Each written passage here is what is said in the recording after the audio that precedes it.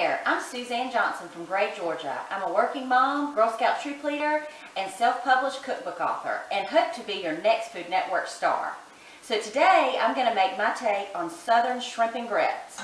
Right now, I am sauteing some Vidalia onion.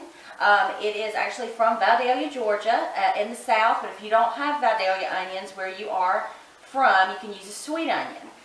It's funny, when I was a little girl, my Aunt Luann said that only Vidalia onions kept you from crying when cutting them.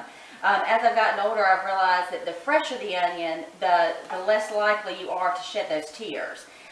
So a rule of thumb to use is only buy the ones you're going to use in that week. If you go through a bag, buy a bag. If you only use one onion a week, just buy that one onion, because the longer they sit in your pantry, the more likely you are to shed those tears. Over here, I've got a mixture of milk and chicken broth for our grits. Grits, it's real easy to remember, is 4 to 1.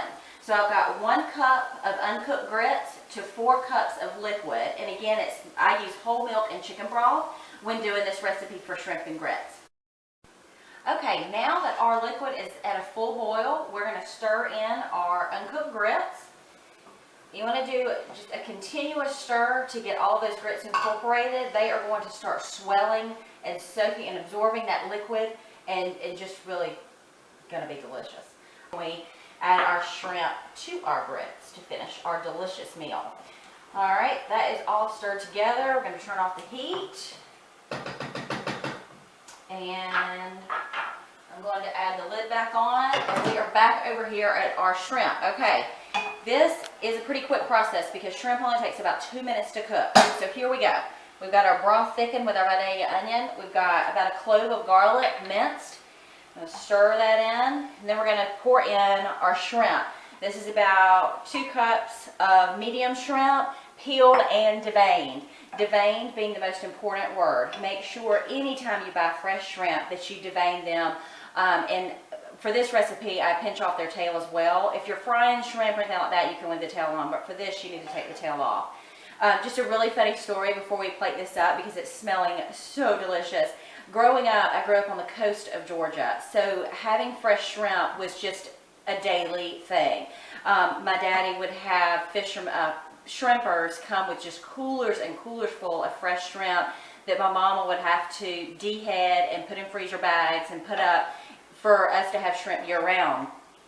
This is one of my favorite recipes that I remember from childhood, but the fear of shrimp at first was pretty daunting. You open that cooler with those eyeballs staring at you, and it's a little intimidating, but you get over it quickly after you've deheaded about 2 coolers worth of shrimp. So my love for shrimp goes way back to about 5 years old, and again, this is one of my favorites. So you see they're turning a nice pink color. They're almost ready to dip up over our grits. So we'll be right back, and I'll show you.